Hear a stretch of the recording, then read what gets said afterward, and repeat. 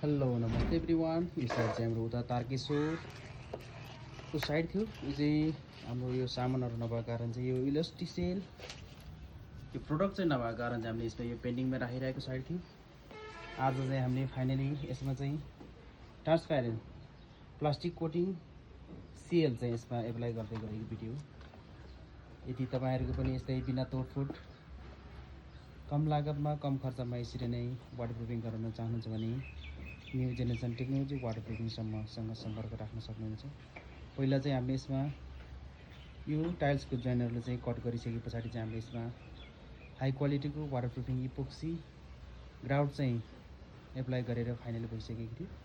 र साथसाथै यसमा चाहिँ यो ट्रान्सप्यारेन्ट वाटरप्रुफिङ सिएल प्लास्टिक कोटेड चाहिँ हामीले यसमा गर्दै गरेको भिडियो। यदि तपाईँहरू पनि यस्तै समस्याहरू छ भने न्यू जेनेरेसन टेक्नोलोजी वाटरप्रुफिङलाई आजै सम्पर्क गर्नुहोला।